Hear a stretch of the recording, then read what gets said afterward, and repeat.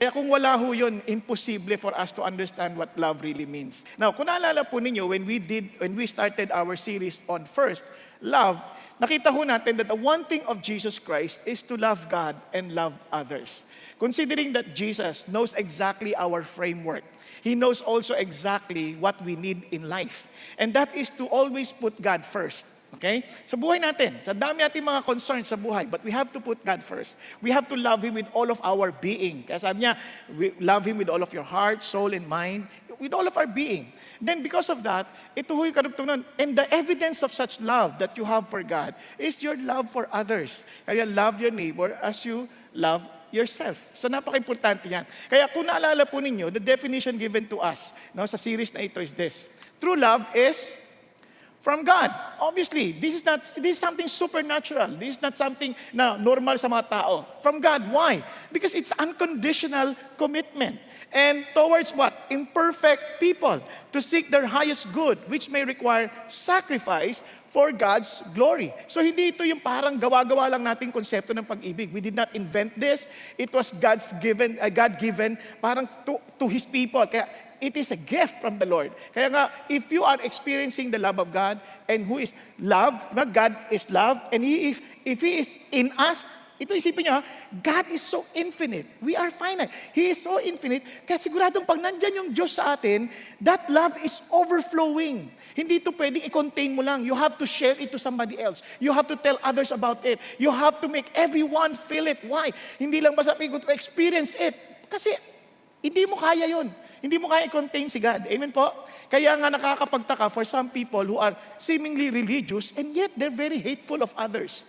Makikipag-away sila, nakipagdebate sila sa larangan ng quote-unquote pag-ibig. Kaya nga ho, napaka-importante nun, if we understand this, we are to love difficult people. And for sure, to some of us, kaya iba sa atin ayaw mag-D-group kasi they found out na ang hirap pala. Pag nag-D-group ka na, ang dami palang mga quote-unquote, kahit Christians, ang hirap pakisamahan. Huwag ka mag-alala, ikaw yun. Every one of us is difficult. Tama? Hindi naman tayo madaling pakisamahan kasi we have our own different preferences, we have our own different style sa buhay. So somehow, hindi ho tayo madaling magkakalala. But you see, accepting our differences is maturity. No? Kasi hindi masama yung differences. In fact, the moment we realize how important others' strength, others' weaknesses sa buhay mo, it will complement. No? Magko-complement yan sa totoo nating pagkatao. Kaya ho yan ay napakahalagang bagay. But, though it's difficult, it doesn't mean na hahayaan mo na lang. Kasi sa totoo lang, sometimes we are the one making it difficult. Kaya we have to be willing to speak the truth in love. Now, meron po akong ibabalita sa inyo. Doon kung natatakot kayo sa COVID-19, mas matakot kayo sa mga babalita ko sa inyo. This will really speak about the future of the Philippines. Now, gusto nyo malaman kung anong gusto nyo makita sa Pilipinas? Ito ho. Ayon po sa talaan ng birth rate sa Southeast Asia, actually pangalawa tayo. Kasi tabla yung Cambodia at Philippines. Okay? Kaya lang, saan? Sa teenage pregnancy. Isipin nyo ha, mga bata ho na parang, wow, ang aga ho, mga 15 to 19 years old, nabubuntis na. Now, ito pa po ang isang malungkot na realidad. Sabi ho nila, in terms of the highest daily traffic, Philippines reached top 10 in 2018, climbing 3 spots from previous year. Kasi ito ho yung sa buong mundo, sa buong mundo. The Philippines also tops the list of the longest time spent on Pornhub, clocking in at 13 minutes and 50 seconds. Among the top 20 countries with the most traffic, the Philippines has the highest volume of female visitors. Hindi lang lalaki, pati babae. Sila pa nga pinakamarami. Philippines, as compared to other countries, is 124% more likely to watch reality videos that are related to porn. Now, bakit ko ito kinikwento sa inyo? Gusto ko lang makita ho, mga 15 years old to 19, gusto ko makita yung kamay ninyo. Huwag kayo mahiya. Ayan, yan ho yan. Now, tingnan niyo po ang dami ho nila. Mamaya ako na kayo patatayin, pero for this time, gusto ko lang maintindihan muna ninyo that this is the realities that we are in. Now, why am I telling this to you? Now, tingnan niyo projected prevalence of teenage pregnancy from 2016 data to 2018. Can you imagine? Ang taas, biglang umangat. Paakyat ng paakyat. Paakyat ng paakyat. Bakit nagkakaganyan? Now, listen to this. According to the book, The Rise and Fall of the Roman Empire, lahat ng sibilisasyon like Greece, Egypt, Rome, at maging Babylon. Lahat yan bumagsak because of immorality. Nagkakaintindihan tayo? Kaya ako sinasabi sa inyo yan, if you want to see the future of this land, tingnan nyo na lang ho sa bagay na ito. Then, hindi ko kayo tinatakot. I want you to be aware because Christians are the hope of this land. Bakit? Tayo yung medyo kokontra sa realidad na ito. Now, the mere fact that recently they were pushing this issue of divorce, ganyan, alam mo na kaagad, malaki yung problema natin. Naintindihan? Now, para ho maunawaan nyo pa lalo ito, para lalo nyo, ang ganda-ganda ng pagkakasabi ni Pastor Ricky. Itong bagay na to, lahat ito nabubuntis ng maaga. Sa ngalan ng ano? Pag-ibig! Masdan mo ang ginawa mo. Di ba? Lahat dyan eh. Dahil sa pag-ibig, kaya nga masdan mo ang ginawa mo. Ang daming nagkaroon ng pakwan. Tapos nagbunga. And they call that love. Now listen to this. Kaya sabi nga ho ni Pastor Ricky Kanamaga, and I quote, sabi niya ganon, the world has a dangerous imitation of true love. It's called what? Sexual immorality. Do not be deceived. It will destroy you. It will destroy us. It will destroy the land. Kaya if we will not take this seriously, the issue of love, for sure, baka lahat ng pinaghirapan natin sa buhay ay mapupunta sa wala. Nagkakaintindihan? Kaya I want us to listen to this carefully because the topic is so sensitive and maybe to some of us, magugulat ka, ganun pala yun. Because I myself, sabi ko, wow, God have mercy on us. Are you following? Now, tingnan niyo po ito ha. Kaya ho, ang ating topic for this afternoon is true love is pure and selfless. Ang totoong pag-ibig, unang-una ito ay ganap, dalisay, ito ay hindi makasarili. Kaya nga tingnan niyo ang Bible. Si John, we know love by this, that He laid down His life for us. Paano natin nalaman yung pag-ibig? Because Jesus Christ died for us. Are you following? Can you imagine, tayo nagkasala sa Diyos. And He does not need us. He is comfortable in heaven. Even before the creation of the world, He already existed. He is self-sufficient. Are you following? And yet, He created the human being. And the human being fell, and they had no hope. But He was willing to leave the comfort of heaven just to save us. Hindi namang selflessness yun. Yun ang pag-ibig. Nakukuha ninyo. And sabi niya gano'n, and we ought to what? To lay down our lives for whom? For the brethren. Dapat handa rin tayong mamatay para sa kapatid. Sa elevator pa lang, minsan hindi na tayo handang mamatay, handa tayong pumatay. Di ba? Inunahan tayo. Hindi mo makalimutan yung mukha eh. Grabe yun ha. Ang tagal kong pumila, tapos nauna siya. Tapos tinitingnan mo yung mukha. Yung bigote na yun, hindi mo makalimutan. Naintindihan niyo ibig sabihin. Sa parking pa lang, pag naunahan ka. Di ba? Hindi mo makalimutan sa yung plate number na yan. Hindi ko kakalimutan yan. Parking pa lang yan. Nakuha ninyo? Di lalo na sa cafeteria. Hindi pa sinasadya na upuan yun. Pag nadapa kang ganyan. Kasi nakaganyan pa eh. Tititigan mo ganyan. Yung upuan yun, hindi yung tao. Hindi niya inatras yun. Nakuha ninyo? And doon pa lang, challenge na eh. Kaya tingnan niyo yung katabi niyo ngayon. Tingnan niyo. Handa ka bang mamatay para dyan? Pinagtawanan mo nga eh. Dapat, di ba, mapapatay ko ito eh. Hindi, ang pag-ibig, sabi nila, we ought to lay down our lives for the brethren. Kaya nga marami, pag D-group, hindi sila ma-attend. Bakit? Kasi wala silang time. Because they could not even spend a few hours for the brothers, to strengthen the brothers. Di ba kaya nga tayo, we fellowship with one another, not for us to be encouraged, but sabi niya, encourage one another. Because you love a brother, you love a sister, you love the body of Christ, you want to even spend at least 2 hours with them, to encourage them. Sila nga, dati, daily, they would meet in the temple, a house to house, daily, just to encourage one another. Grabe, no? Dumating pa yung puntong pinapersecute sila. And they're willing to go. Sa atin, hirap na hirap tayo. Bakit? Traffic. Hindi tayo handang ma-discomfort. Kaya ang layo ng intindi ng pag-ibig. Ay, sorry, hindi kayo pala to. Ibang service. Pero, challenge ito sa atin. And look at this. Itong napakaganda. Kanina ginamit ito ni Pastor Ricky and I love how he explained it. And sabi nga nun, love is patient, love is kind. Love is not jealous. But let's go to this. Does not act what? Unbecomingly. It does not seek its own. Di ba? Ang linaw na kagad. It does not seek its own. It's so selfless. But sabi niya, it does not act unbecomingly. Other translations tells us, is not rude. Love is not rude. Nakuha niyo? Hindi magaspang. Pero yung unbecomingly, pagkatagalog niya kanina, hindi mo binababoy. Mayroon bang baboyan sa pag-ibig? Minsan. In fact, for some, those who are somehow they're related, parang they verbally abuse, they sexually abuse, ang daming mga abuses na ginagawa na nagbababoyan sa isa't isa. Nakuha ninyo? And somehow God was telling us, hindi ganyan ang pag-ibig. Kaya nga, let me just explain to you this. Kaya sabi ng Ephesians, listen to this, even a husband and wife, a picture of real love, ito sabi ng Bible, husbands, ginamit na ng Diyos, love your wives. Look at the words. Just as Christ also loved the church. Paano? That He gave Himself up for her. Now, amazing.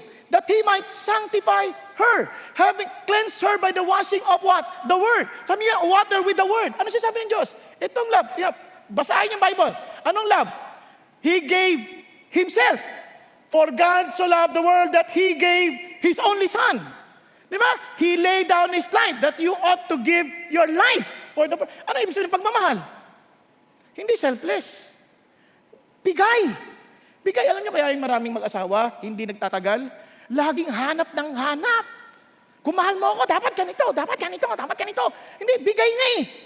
Kaya nga sabi nila, kaya nasisira yung mga relationship because of unmet expectations. Alam niyo bakit may unmet expectations? Alam niyo? May expectation. Tanggalin mo, di wala na. Kung wala kang ine-expect, wala kang unmet expectation. Tama ba yan? Hello? Kunyari ako, nag-expect ako, hindi kayo natutulog. So, nadi-disappoint ako kasi, di ba, natutulog, nasa harapan pa ng kotse. Hindi pa nakakababa. Joke lang. Di, gising naman yung nasa harapan, hindi. Joke lang ako. Ikaw yun pero... Joke lang naman kasi, di ba? So, what I'm saying is this. The moment na you have that expectation, obviously, mayroong mga unmet expectation. Kaya sabi ng Bible, this is love. Give. Walang take. Take is just a bonus. Kaya pag naisip mo, give and take, wala na yun. Talo ka na kaagad. It's give. Now, anong punto niyan dito sa ating pinag-uusapan? Now, listen to this. Ito amazing sa Bible. Kaya sabi ng Bible, we being very careful because yung imitation ng love, tulad ng sinabi ni Pastor Ricky, may also mean youthful lust. Kaya nga, flee, takbo. From youthful lust, nga, magkaiba yan. Bakit? And pursue what? Righteousness, faith, love. Napasin nyo? He didn't say pursue lust. Instead, run away from it. Instead of pursuing lust, you run away from it and you pursue love. Righteousness. Tama? Faith. Nakuha ninyo? So magkaiba. Kaya hindi totoo na ang pag-ibig, yung pong, todo na to. Wala pang kasal, todo na to. Walang ganun. Walang ganun pagmamahal. Kasi iba yung lust. Now, don't get me wrong. Baka sabihin nyo, masama ba ang sex? Hindi. Sex is God's gift. As long as within the framework of covenant love, napakaganda niyan. In any form of gift, you will never enjoy it if you don't know how to make use of it. But if you know how to make use of it to its maximum, wow, panalo to. Kaya nga huwag niyo kalimutan. Sex is a gift from God. Are you following? Hindi masama yan. Kanya lang, ilagay lang natin sa tamang paggamit. Kaya ang ating outline para hindi na masira sa sex, okay na sa inyan. Kasi ang ibig sabihin ng ibang tao, laging masama, ayun, kadiri yan. Mami, papaliwanag ko sa inyo. Pero hindi ho masama yan. Kaya nga ang meaning natin ito, sacred, enjoyable, exclusive. Okay ba yan? Nagkakaroon yan. Papakasabi sa katabi mo. Sex is God's gift. It is sacred, it is enjoyable, but exclusive. Are you following? Now, tingnan mo natin isa-isa. Let me repeat. Sex is a gift from God. So why is it so sacred? You need to understand, sex is not something, an invention of this new world. Hindi. Sex is from God. Kasi sabi ng Bible, tingnan nyo from the very beginning, the Lord God fashioned into a woman the rib which had taken from the man and brought her to the man. Binigay niya talaga yung babae sa lalaki. Tama ba? At talagang finashion niya ito. And look at this. Then the man said, this is now bone of my bones, flesh of my flesh. She shall be called woman because she was taken out of a man. Now ito pong kanyan, ito pong bone of my bones, flesh of my flesh, excited yan. Hindi yan, binabasa, this is the bone of my bones. Hindi, parang wow, this is the bone of my bones. Kumbaga kung medyo may pagkaitim yan. Diba? Oh man, this is the bone of my bone, the flesh of my flesh. Wow, woo. Yo man. Nandiyan mo? Kasi woman eh. No, doon pala sobrang saya, parang kumakanta ng rap. Now, ito sabi niya, teka, bago ka ma-excite, sabi ni Lord, wala pa silang mother-in-law noon, wala pang father-in-law, ha? Naintindihan niyo? Teka muna, bago ka ma-excite, Adam, relax lang. Sabi ni Lord, for this reason, tinasal mo na sila. A man shall leave his father and his mother. Wala pa naman akong father, mother. Di ba sila unang tao? But this is now where God is institutionalizing marriage. Are you following? The covenant relationship between the two of them. So in the near future, in the future, meron na yan. Ito nang gagawin nila. Shall leave his father and mother and join to his wife and they shall become what? One flesh. Now listen to this. Ang sabi ng Diyos, imagine the most important relationship that you have, the father and mother. Yun ang pinaka-closest, that's the closest relationship you have. Pero sabi niya, iiwan mo yan. Bakit? Para mag-enjoy kayo mag-asawa. Para kayo na. Because you will no longer two, but one flesh. Now, para maintindihan, ano ba ibig sabihin ng one flesh na yan? Now, ano ba yung ibig sabihin? Now, isang passage sa Bible na ginamit din ni Jesus, inulit niya rin, sabi niya gano'n. He answered and said, have you not read that He who created them from the beginning made them what? Male and female. And said, for this reason, a man shall leave his father and mother and join to his wife, and the two shall become one flesh. And look at what Jesus said. Sabi niya, so they are no longer two, but one flesh. What therefore God has joined together, let no man what? Separate.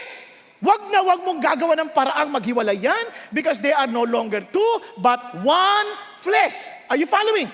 So yung marriage sa mata ni Jesus, it's between male and female. Are you following? Male and female joined together, no one should put anything to separate. Are you following? Yun ang sinasabi ng Diyos. Now, tuloy tayo ha. Tingnan nyo. Kaya, ano yung one flesh? Now, kaya ito, tatandaan nyo, ito yung part ng sex part. Sabi niya, tingnan nyo. Do you not know that the one who joins himself to a prostitute is one body with her? For he says that two shall become one flesh. There is some form of union, more than physical. Are you following? Kasi yung word na ginamit is flesh. Yung word na flesh, parang sinabi ni Jesus, and my spirit shall be upon all the flesh. In other words, it includes all the personhood of the person. Hindi na lang po yan yung parang physical lang. Hindi. Once you enter into that kind of relationship, yung sex, sabi niya, it is a form of union, as in the union of personhood, that you will become transformed and become complete. Nagkakaintindihan? Kasi kasi sabi ni Paul, para hindi ko nababasahin sa inyo, sabi ni Paul, this is the only sin that you are sinning in the body. Bakit? Anong ibig sabihin ng sinning in the body? Kasi kung physical lang yon, yung pagpapakamatay, sinning in the body yun. Tama ba? Andiyan ba kayo? So, hindi yun ang punto ni Paul. He was saying that once you enter into sexual intercourse, you are one with a person, personhood. Yung pagkatao niya, buo. Kaya may mental effect, may emotional effect, mayroong, as in, buong-buo ang kapagkakaisa. Kaya nga, ang sabi ni Jesus, this is something sacred, I invented this, and this is between the covenant love. Bakit covenant love? Hindi pwede outside. Bakit ka mo? Kasi yung picture, becoming one as a transforming and completing, ibig sabihin, kaya nga yung word na woman is kompleto. Kakompletuhan, you are the full completeness of my life. Yun ang ibig sabihin niyan. Kaya tingnan mo ha, pagpasok mo dyan sa covenant na yan, parang sinasabi mo, todo na to. This is just a picture of something that happened to both of us. Kasi sabi niya, tinodo ko na to. Kaya if you do it outside marriage, kinuhin nyo, walang commitment yun. Walang covenant doon. Kaya para kang commodity. Now, para maintindihan nyo, paano yung commodity ha? Parang ganito. Kapag ang relationship ay based on like consumer, kunyari, bumibili ka, hanggat binibigay mo yung service na gusto ko, dito ako sa'yo. Nagkakaintindihan? Pero pag hindi na, sorry. So ano nangyayari? Have you not noticed, the moment we do that, in any relationship like this, you will be like a slave. Kasi gagawa ka dahil parang submitted ka sa Kanya. Pag hindi ko na-perform yung gusto mo, tapos ako. Iiwanan mo ako. But when God tells us that it's a covenant act, it's a covenant love, meaning to say you are free. You are in a zone free. You are in a as in, you have freedom. Why? Kasi alam ko that no matter what happens, even if you don't feel anything about me anymore, you will never leave me because I am one with you. Naintindihan pa? Kaya ang daming malungkot. That is why most people, they do not enjoy it. Alam ko to, dinaanan ko rin to eh. And I just thank God that He saved me. No, I'm not telling you na, wow, buti pa siya. No. Bata pa lang ako, masama na ako. 5 years old ako nagsimula sa pornography. Oh, sobra ka naman. Hindi ako marunong magbasa, pero may litrato. Nakuha ninyo? Ikaw kaya mag-Diaryo Bote, nakakuha ka ng magazine na ganyan. Sabi ko, ano ito? Inosente, ay, ano ito? Hoy! Hoy! Di ba? Kaya nga ito si Paul, he was trying to tell them this. Kasi dalawa yung tingin ng tao. Para maintindihan nyo, ulitin ko ha.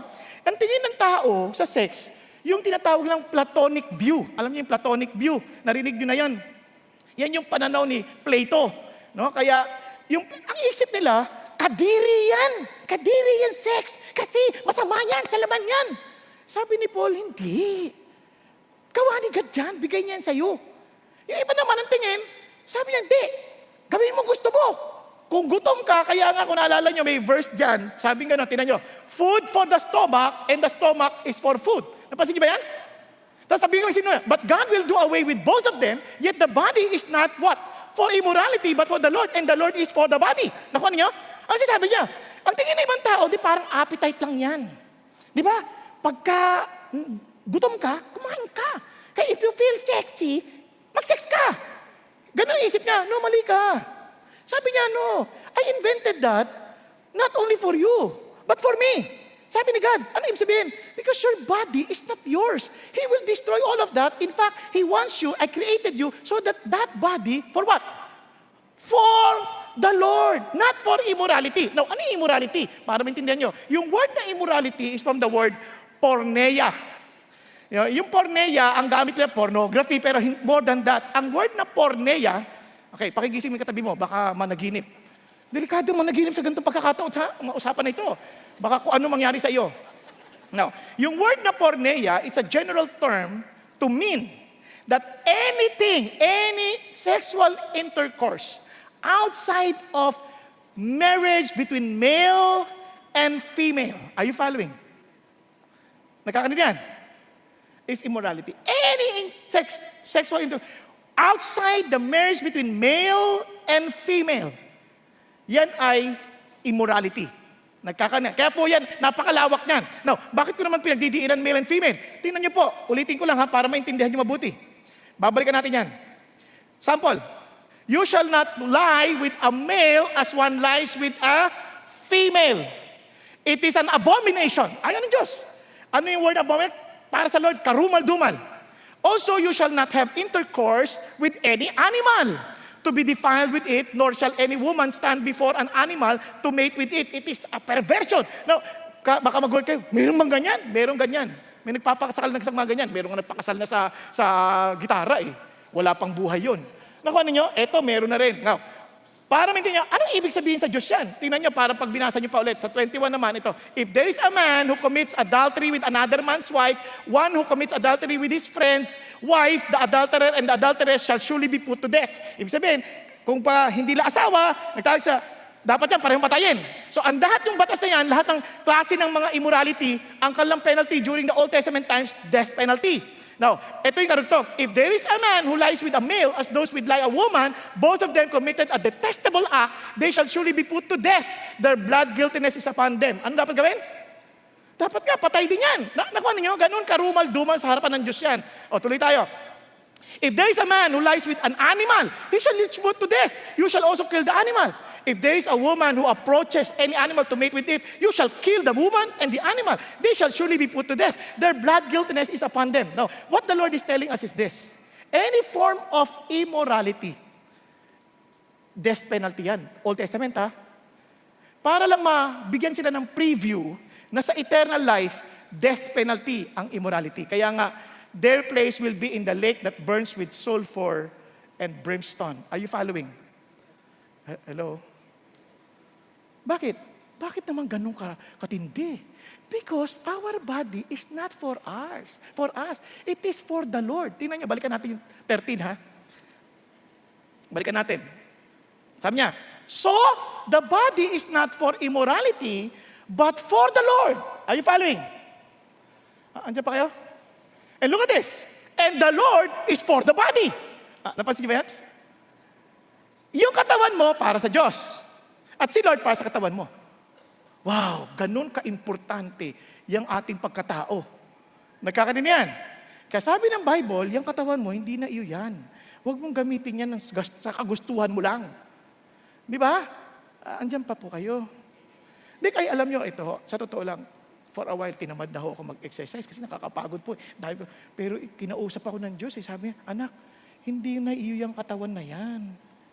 Gamitin mo para sa akin, mag-exercise ka. Lord, kung mamamatay naman eh. Gusto mo na? Ay, hindi naman. Diba? Sabi niya, kung yan, gamitin mo yan. Gusto kong gamitin yan para sa katawan ko. Paano ka makakapag-preach kung lagi ka may sakit? Bigla ka nagpipreach, bigla ka natutumbang ganyan. Sa hina mo, bigla ka na high blood. Gusto mo ba yan? Kaya alam nyo, di balik ako mag-exercise. Hindi yung madali mag-exercise. Every day, mag-exercise ka, hindi madali yun. Isang oras ka nagbabike na wala ka namang nakikita kundi sarili mo. Di ba? Tapos magbubuhat ka, pinahirapan mo yung sarili mo. Di ba? Hindi ko nakikita yung resulta pa naman. Buti sana ko nakikita ko agad, uy, gano'n na. Hindi agad eh. Nakuha ninyo? Ang nakikita ko, lumuluwa ang mata ko, yan. Now, ang tanong sa Panginoon, ano ba itong saysay na ito? Pero you know what I experienced? I felt energized. I felt so, why? This body is not mine. I'm doing everything for Him. Sa totoo lang, ako lang, mas gusto ko na lang matulog. Katwari nung ginagawa ni ba sa inyo? Ay, hindi ba salit na mag-exercise, tulog na lang. Hindi ngayon. So, balik tayo. So, what God is saying, that body is no longer ours. Ito, tignan yung karugtong, ha? Tignan yung karugtong. Do you not know that your bodies are members of Christ? Now, shall men take away the members of Christ and make them members of a prostitute? May it never be.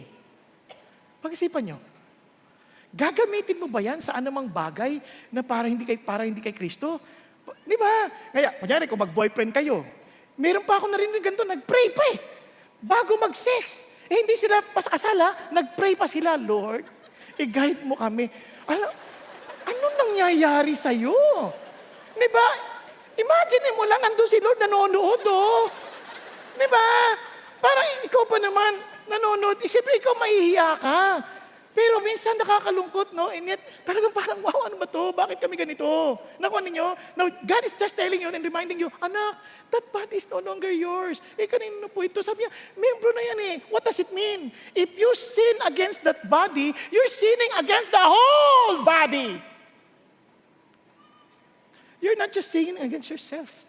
You're sinning against us. Naintindihan? Sabi ng Lord, naintindihan mo ba yung ginagawa mo? Now, tuloy tayo. Now, sabi niya, or do you not know that your body is a temple of the Holy Spirit? Naku, temple pa ng Holy Spirit. Napag-sabi mo, who is in you, whom you have from God, and that you are not your own. Ano sinasabi ulit ng Lord? Wala ka ng pag-aari dyan sa katawan na yan. Wala na tayong pag-aari sa katawan na ito. Ano na? Kanino na to? Kanino? Sa Kanya. Bakit? Binili ka na niya eh. Biro mo, yung picture niya eh, parang nandun ka sa slave trade, tapos nagkakapusta, 1,000, 10,000, sabi niya ng Lord, here's my blood, with all of my arm. Bigla sabi niya, He is the highest bidder. Binili ka niya, Kanya ka na. Di ba? Kanya ka na. Kasi sabi ng Lord, itong katawan na to, hindi na to atin. Kay Lord na ito. Kamusta ang pag-angalaga mo sa katawan ni Lord ngayon? At kalabitin mo yung katabi mo, ikaw, kamusta? Huwag ka nang sasagot dahil hindi ko rin kayang sumagot sa'yo. Nakuha nyo? Anong ginagawa mo dyan? Kaya alam nyo, minsan, pagpe-pray tayo, Lord, pagalingin mo naman ako sa diabetes. Oh. Tapos hindi naman tayo gumagalang kay Lord, kain tayo ng kain ng mga bawal sa atin. Hindi na atin yan. Lord, minsan-minsan lang ito, ha? Sabi ng Lord, oo anak, minsan-minsan lang. Kaya pag hindi mo yan iningatan, dahil akin naman yan, iuwi ko na yan, okay? Type nyo? Nandiyan pa kayo? Kaya kasama yan, hindi lang immorality, kasama yan sa yung iba nagpapakalasing. Sabi ng Lord, anak, katawan ko na yan ba't mo nilasing? Lord, paminsan-minsan lang naman. Sagutin ng Lord, sige na nga, ayaw mo naman alagaan ng maayos, iuwi ko na lang ngayon, akin naman yan Lord, wag naman. Di kalahati lang muna. Kaya pag kalahati. Gusto mo yan? Ayaw mo rin. Di ba? Sabi sa inyo, hindi tama Kaya alalahanin mo, hindi yan iyo. Ang bait naman ng Diyos, hindi naman agad-agad hinihingi sa iyo. Minsan, hintay pa siya. Ayaw mo ba talagang mag-ingat? Anak, uuwi ko na yan. Lord naman hindi, sige, hintayin kita. Akin yan, tandaan mo. Di ba? Dahan-dahan, isang kamay lang muna. Pisngi naman. Type nyo. Kaya minsan nagkakasakit ang katawan Kaya minsan nagkakaroon, alam nyo ba mga sakit ngayon because of immorality? Even with our modern drugs, syphilis, gonorrhea, ano pa? HIV, hepatitis A, B, C. Baka mag-abot yan hanggang Z. Di ba? Tapos, meron ka pang, di ba? AIDS. Hindi na ho yung biro. Kaya ba't dumating yung mga ganyang karamdaman? Kasi nga sabi ng Lord, hindi nyo iniingatan Yung iba, siyempre, because of that realization, huli na, saka hingi ng tawad, Lord, patawarin mo kami kasi nagkamali na ako. Anak, talagang ganun Kasi hindi mo iningatan, kukunin ko na. Lord, gusto ko pa humabang buhay. Sige, bigyan kita ng chance. Pero uuwi ka, ingatan mo. Ngayon, nung gumaling-galing na, saka na naman, nagwawala na naman. Sabihin, Lord, nasa kasakitan naman, Lord, sorry. Mapagpatawad ako, anak, kaya lang katawan ko yan, hindi na yan iyo. Nagkakaintindihan. Hello, pakisabi mo sa katabi mo, katawan na ni Jesus yan. Hindi na yan iyo. Nagkakaintindihan tayo, kaya sacred yan. Sex is sacred because that is God's body. Now listen to this. Sabi niya, ulit natin, for what the Lord is for the body in that Christ. One day, that body will be changed, will be replaced by the glorified body. Why? Because that same body, the Lord has taken out, but the Lord has bought, and the Lord will rise up again with that same body. Are you following? Ganong kahalaga yan sa Panginoon Diyos. Kaya, pangalawa na dapat nating maalala, kaya ano sabi ng Lord? Anong gagawin ko, Lord? Sabi ng Lord, therefore, I urge you by the mercies of God to present what? Your body as living sacrifice, acceptable to God, which is your spiritual service of worship. Sabi ng gamitin mo sa paglilingkod sa akin. Gamitin mo sa paglilingkod sa layunin ko. Use it for my purpose. Use it for my agenda. Use it for my work. Use it in reaching out people. Those who are also lost. Use that body for my name. Yan ang sinasabi ni Jesus. Don't waste that body. Jesus died for that body. That body is sacred. So when you use it even in sex, that is sacred before God because that body should be devoted to Him. Offer your bodies as living sacrifices as your spiritual worship to the Lord. Nagkakaintindihan? Yan ang sinasabi ng Diyos. Now let's continue. Ang pangalawa na dapat natin maintindihan ito, enjoyable. Enjoyable. Bakit? Alam niyo, ang design ng Diyos, hindi naman, yung sex na yan talagang gift yan para mag-enjoy. Kasi parang ito, kasi it is a picture eventually of the joy that you would have with God. Na mamaya papaliwanag sa tituloy naman tayo dito. The man said, this is the bone of my bones and flesh of my flesh. So shall be called woman. He is the completeness of me because he was taken out of me. Yes, hallelujah. Now look at this. There's this reason a man shall leave his father and mother and cleave and join to his wife and they shall become one flesh. Sabi niya, parang pagdidikit yan, parang ginlu yan. Iwan mo lahat ng mga competing relationship that parang nag-glue yan so that you would enjoy each other. Kaya iba, di na ako nag-enjoy sa asawa ko. Tanungin mo sarili mo, baka naman dinikit mo sa iba. Subukan mo yung pandikit, yung post-it, idikit mo sa iba-ibang pandikit. Ang hirap ng dumikit. Hindi mo na ma-enjoy. Pero kung yan ay exclusively para dyan lang at hindi mo ginamit sa ibang bagay, naku, madikit yan at mai-enjoy mo yan. Tama ba? Hello? Nagtataka, kasi yung asawa ko, selos ang selos eh. Hindi. Nagselos siya dahil may ginagawa ka nang hindi tama. Wala pa. Malapit na. Warning lang yon. If you are honest, now let me just share this with you. Yung asawa ko, selos ang selos. Hindi, totoo. On our first 2 years, selos ang selos. Can I blame her? Hindi matapos! Kayo naman, parang wala karapatang pagsilosan eh. What I mean is this. I was too busy. She was never been my priority. Parang ang isip ko, kasama naman kami. I was as busy ministering.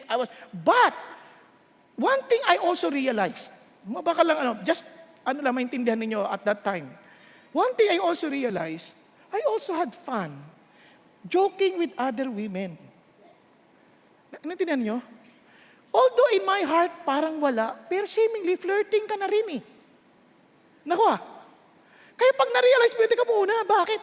Kaya nga ibang lalaki, ba't kasi text ka ng text? Bakit? Friend ko lang yan eh. Tapos aawayan mo yung asawa mo dahil lang sa kaibigan? Ano ka ba?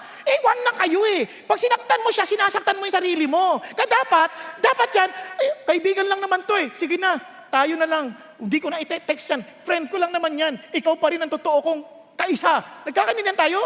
Kaya dapat hindi na ganoon. Kaya naalala ko ngayon, nung lumipas na yung mga naayos na kami. Biglang niyaya ako ng mga kaibigan ko, "Oy, pare, maglaro tayo." Ay, hindi pwede. Para sa misis ko itong araw na ito, hindi ko pwedeng galing. Gusto ko, minsan lang naman tayo magkita eh. Misis mo lagi mo kasama. Ano mo, tama kayo Minsan lang tayo magkita. Magalit man kayo, minsan lang man tayo magkita. Yung asawa ko, lagi kong kasama. Ayoko siyang kaaway. Kasi isa na kami. Pag inaway ko siya, inaaway ko sarili ko. Hindi mo napansin yun? Pag inaway ka niya, sino nasasaktan? Ikaw din. Inaaway mo sarili mo. You're beginning to become dishonest. You're beginning to become what? Unfulfilled. Why? Because you know there is something wrong in you. You are no longer walking as one. Imagine mo yung sarili mo. Itong kanang kamay dito papunta, itong kaliwa dito. Hindi mo magagawa, tama? But if somebody is forcing you to do that, it would be of great pain. Magigising ka talaga. Sa sakit. Nakuha ninyo? Kasi hinahati yan eh. Kaya nga, since you are already one, hindi mo mai-enjoy pag magkaiba kayo ng direksyon. Kaya sabi niya, I meant to enjoy it. Kasi nga, kaya yung pandikit niya, enjoy mo yan kung walang competing relationships.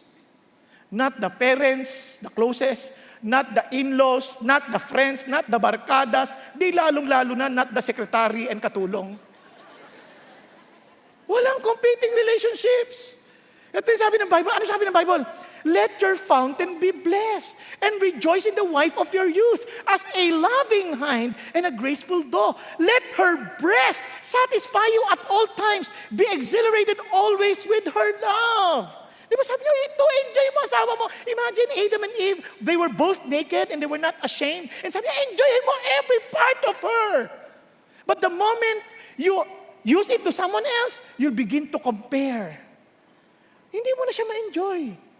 Kaya nga tatakot, bakit ganon? Kasi may mental effect. Alam niyo po, magugulat ho kayo.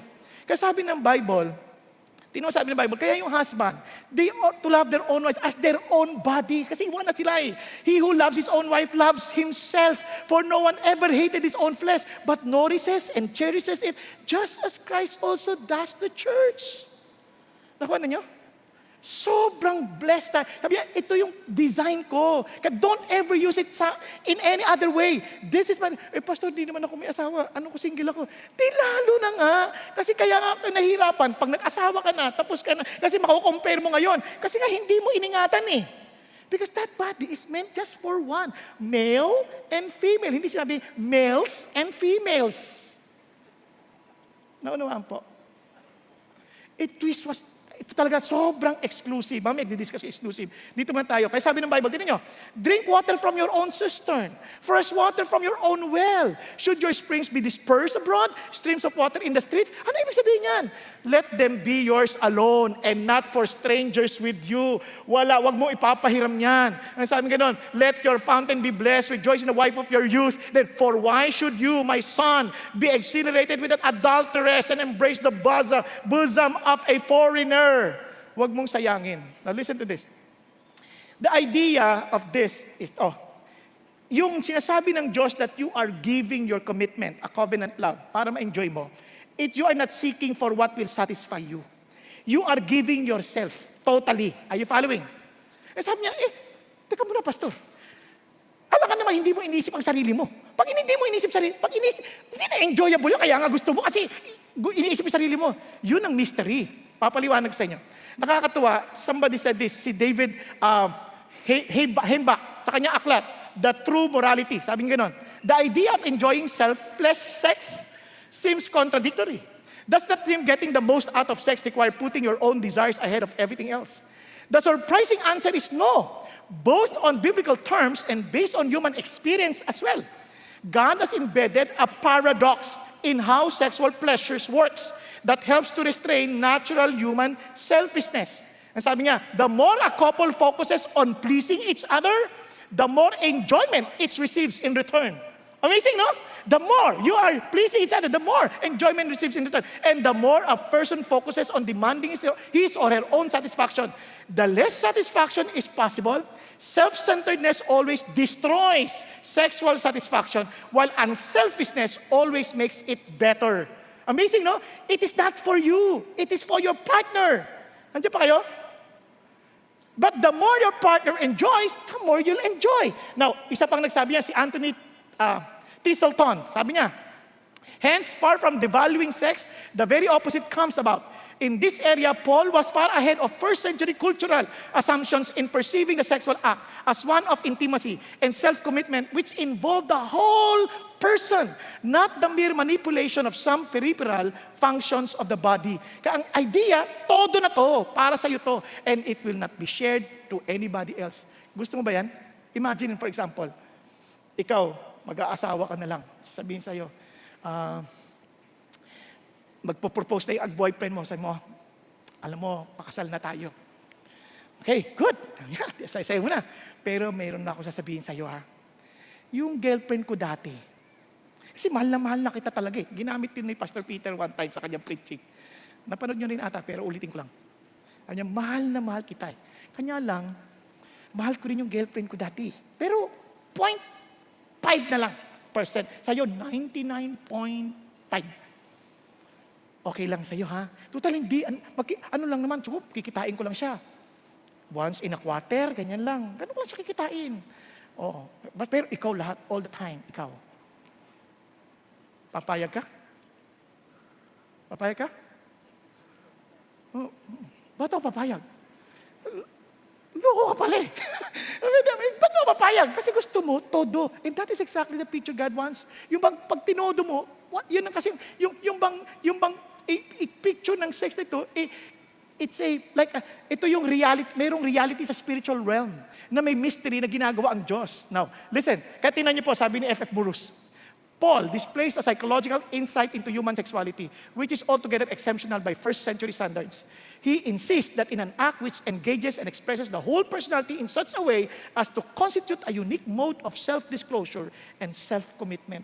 Talagang kaya ito, wala nang hiyaya, iyon na to todo, parang wala ako itatago sa'yo. Bakit? Sabi ni Timothy Keller, to explain that, sabi niya, Paul says sex was designed as a way to do radical self-donation. Sex was God's invented way for you to give yourself to someone else so deeply that it results in personal transformation and completion. Now, doon yung maintindihan kung bakit yung pornography hindi tama. Yun ang maintindihan kung bakit masturbation hindi tama. Because you're satisfying yourself. Hello? Parang tahimik kayo, ha? Nakuha ninyo? Kaya ito yung sabi ng Lord, ito yung love na selfless na hinahangad ng Diyos. Hindi yung sarili natin. But here's the mystery. The more you give, you'll never outgive God. Are you following? Now, baka malungkot ang iba sa inyo, paano na ako, parang nagkamali na ako. Huwag kang mag-alala. Mamaya, papakita ko sa inyo. Pero ngayon, papakita ko muna sa inyo, ano ho ang ganda ho ng sinasabi ng Diyos. Sabi ng Lord, the reason why I want you to flee. Why? Because there is an implication to that. There is a mental, physical, and emotional. Alam niyo po ba bakit ko nasabi yan? There was a study, according to American Psychiatric Association, and I quote, premarital sex relationships resulting from the so-called new morality have greatly increased the number of young people in mental hospitals. Grabe, no? Sabi nung buhay pa si Dr. Billy Graham, he talked to a head psychiatrist at one of the great Eastern universities. Sabi niya ganito, because of immoral relationships, over 50% of all the students in this great Eastern university suffering psychological problems because of immoral relationships. Naintindihan po? Meron po isang bata sumulat ng ganito.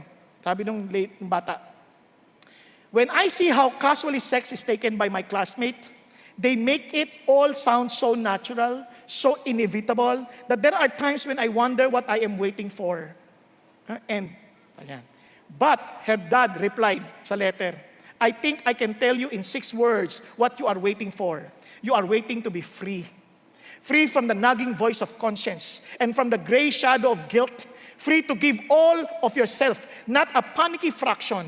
Some deep instinct in your knows that what tremendous influence your first complete union with another person can be. And that same instinct keeps telling you not to blur it, not to waste it, and not to make it small.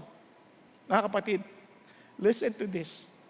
Personally, with all my shortcomings in the past, sometimes I would just weep and say, God, thank you for delivering me from this, but I could not forget the pain of yesteryears because of my failures, my shortcomings in relation to this area. Naintindihan niyo? Huwag niyong biruin. May tama rito. Malakas ang tama dito. Kaya sabi ni David, my sin is ever before me. Nung nirebuke na siya, nung nahulog siya kay Bathsheba, my sin is ever before me. The Lord, lagi na lang, araw-araw, naiisip ko. Kung wala akong forgiveness ng Diyos, paano na lang? Kasi sabi ng Lord, I want you to be freed from that. I want you to be freed from wrong, eventually even the relationship with your friends. Di ba? Magnalaman la. Isipin niyo kung nakita nila yung ginagawa natin, they might even criticize us, they might even talk at our backs, they would even destroy. Mandidiri pa sila sa atin eh. Are you following? And imagine the relationship with your children, your wife, di ba? Bigla parang wow, yung galang nila sa'yo, pug, wala na kagad. Nagkakatindihan? Kasi sabi, Lord, flee. I don't want you to fall into that because I care for you. Kasi sabi niya, flee. Flee immorality. Every others that man commits is outside the body, but the immoral man is sin against his own body. Flee, flee. Now, baka sabi niya, paano po ako? Dalaga pa naman ako. Binata pa lang ako. Relax ka lang. Alam sabi ng Diyos, this issue of sex is a gift, but this is not our priority. You know why? Kasi yung sabi ng Bible, sabi niya, are you bound to a wife? Do not seek to be released. Are you released from a wife? Do not seek a wife. But if you marry, you have not sinned. And if a virgin marries, she has not sinned. Yet such will have trouble in this life. And I'm trying to spare you. Nakuha niyo? Hello? And sabi ng Bible, but this I say, brethren, the time has been shortened so that from now on, those who have wives should be as though they had none. Ibig sabihin, you focus on God. And those who have weep as though they did not weep. And those who rejoice as though they did not rejoice. And those who buy as though they did not possess. Kaya sabi ng Bible, in other words, you put your priorities right. Then you will find the real joy that I want you to experience. Nagkakaintindihan? So finally, exclusive. This is exclusive to whom? Sabi ng Lord, ito tingnan nyo ha, the husband must fulfill his duty to his wife, and likewise also the wife to her husband. What does it mean? The wife does not have authority over her own body, but the husband does. And likewise also the husband does not have authority over his own body, but the wife does. Ang sabi ng Lord, kinuman pa nga eh. Kasi iba sabi lang, kadiri yan, hindi. Within the covenant love, ang sabi ng Lord, gamitin ninyo. Diba? Itong katawan na to, kanina to? Sa asawa ko na, tama ba? Kung gusto niyo hiramin, tanong sa kanya, papayag. Palagay ko hindi, tama? Nakuha ninyo, ganun din. Yung katawan ng asawa, hindi na kanya yan.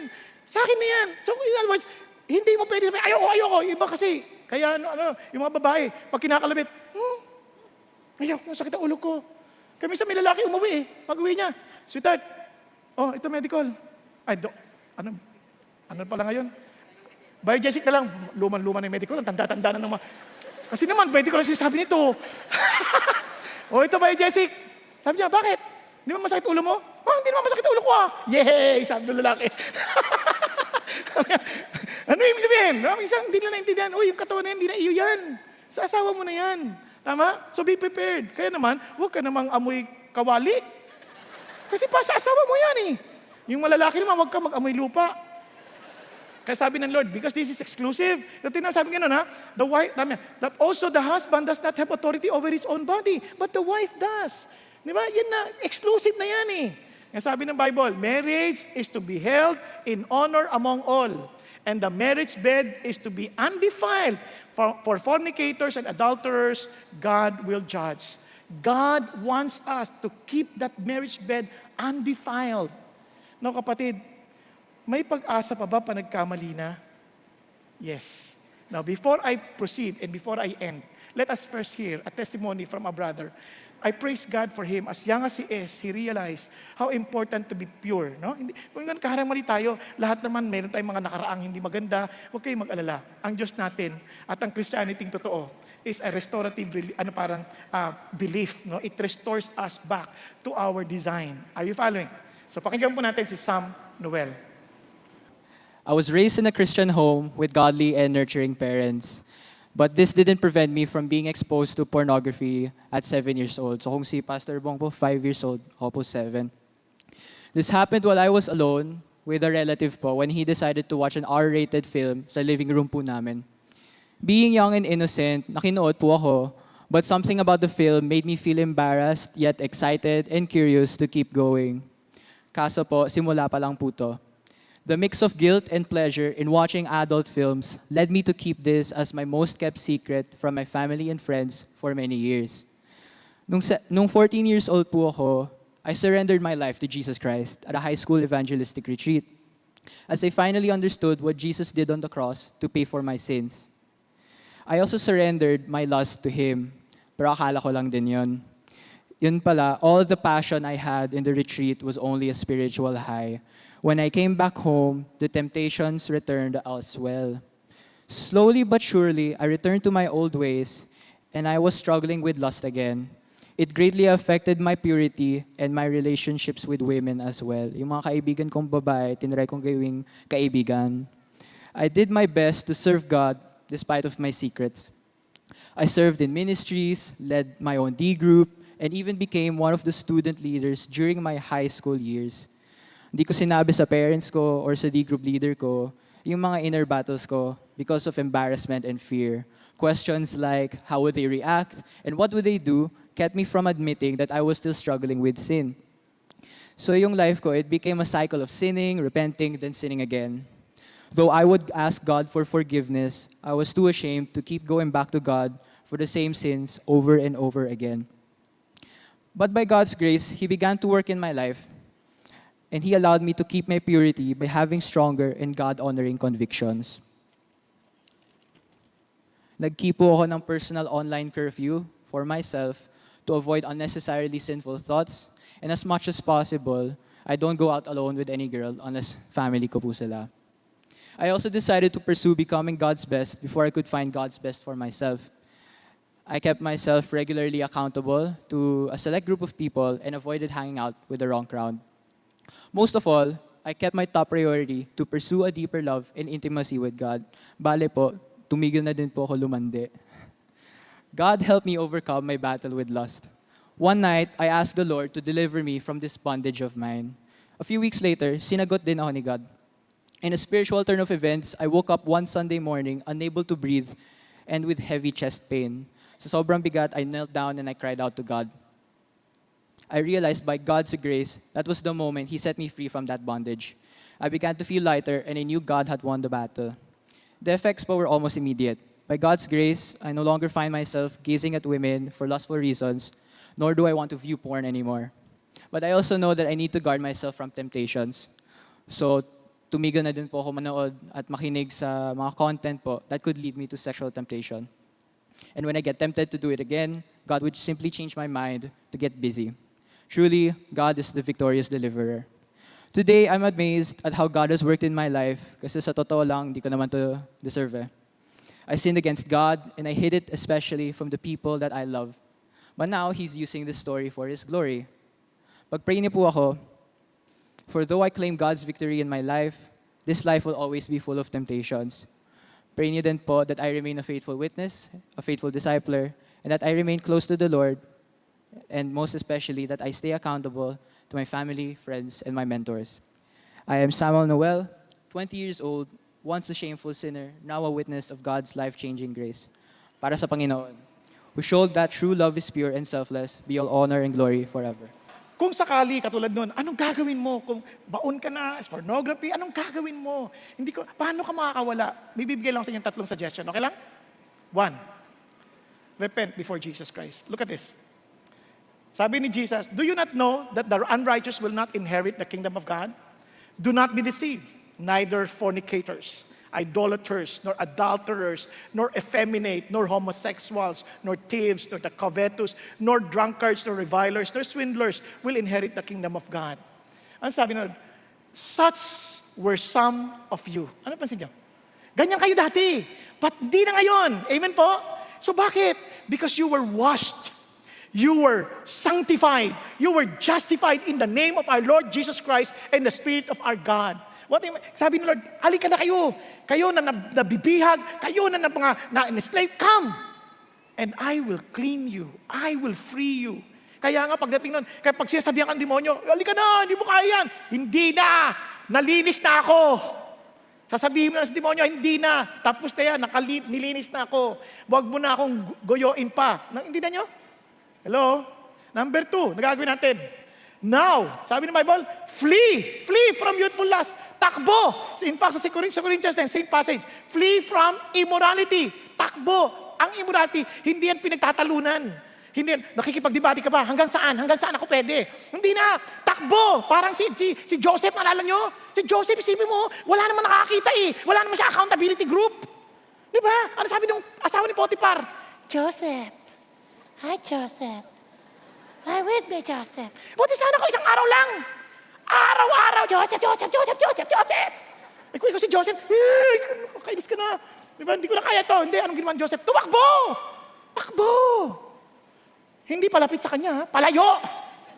Kaya nga Kaya nga sabi ng Bible, if your eyes causes you to sin, pluck it out. Putulin mo na agad.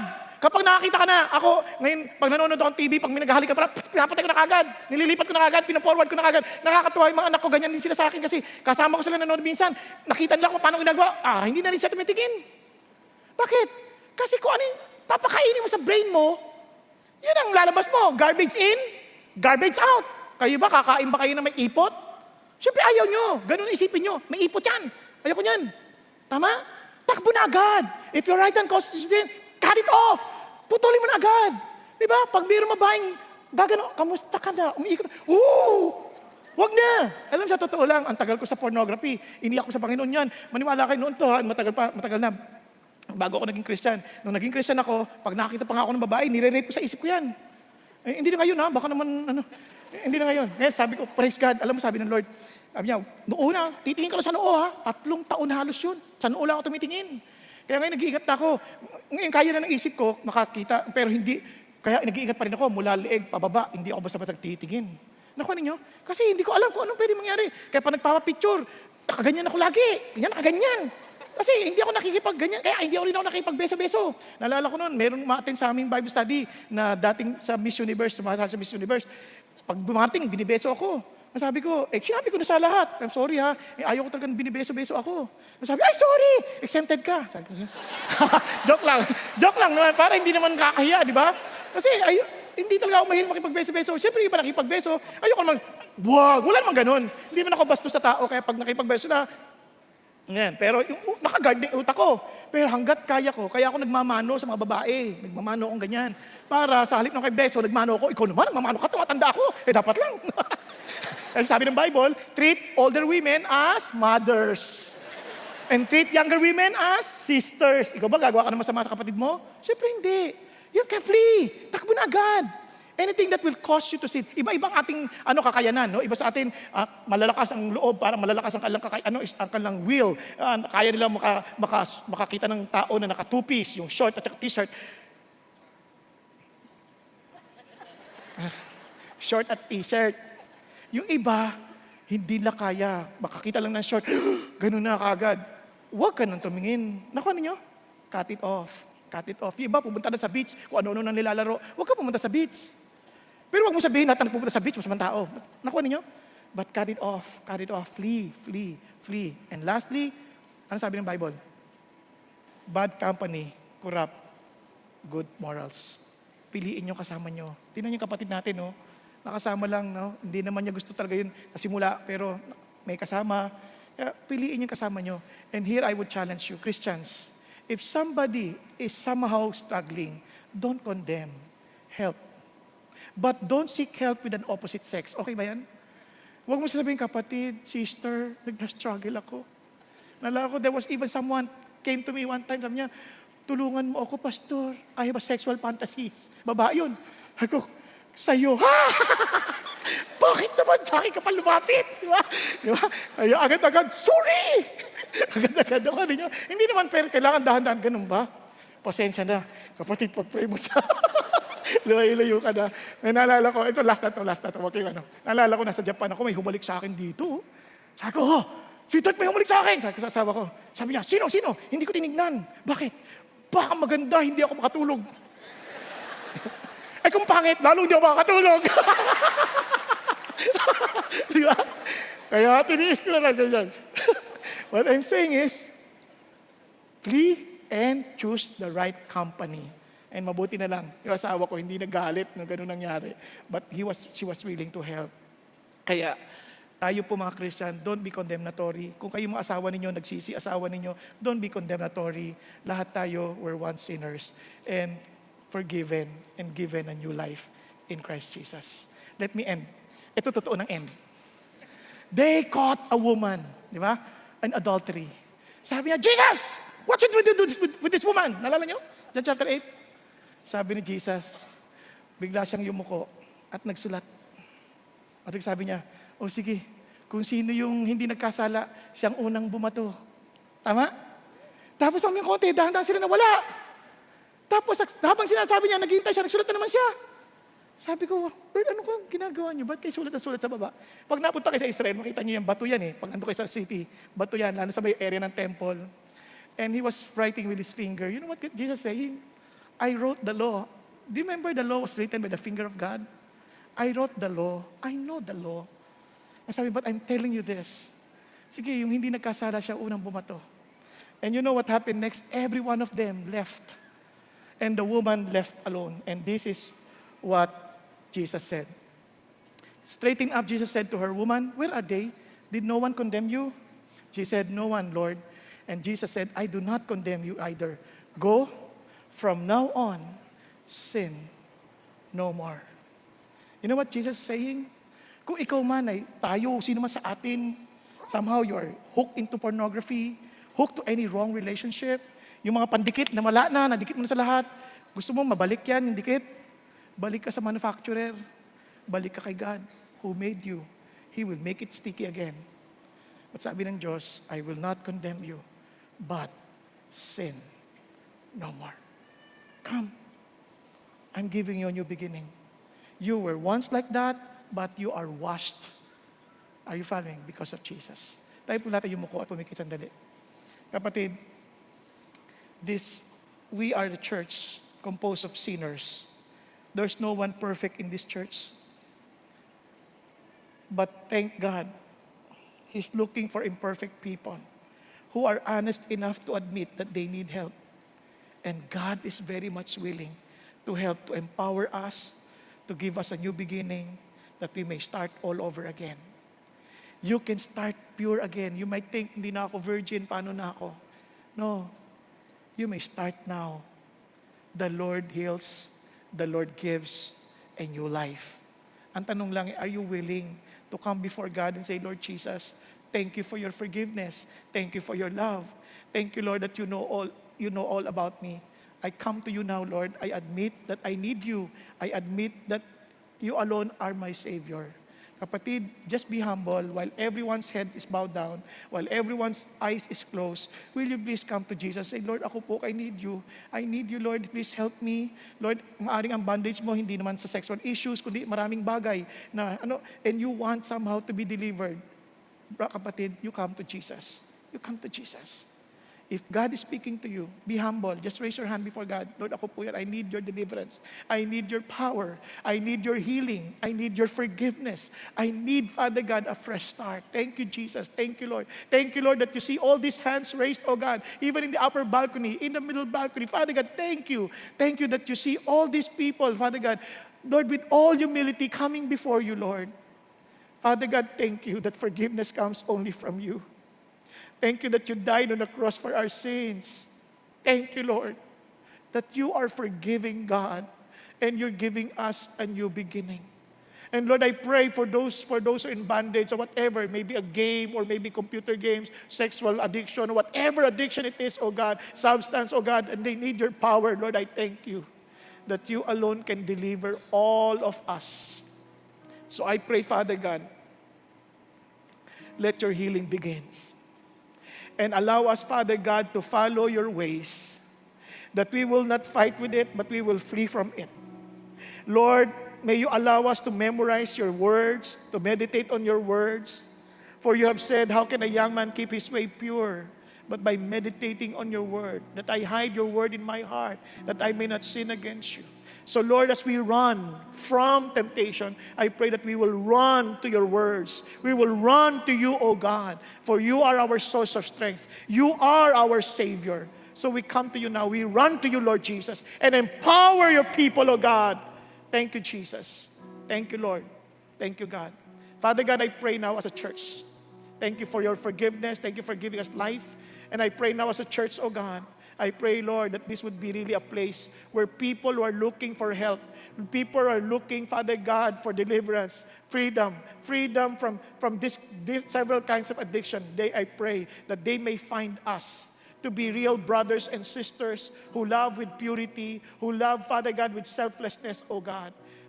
Come, Lord, with all humility, helping everyone, Father God, to accomplish your will and your purpose. Father God, thank you.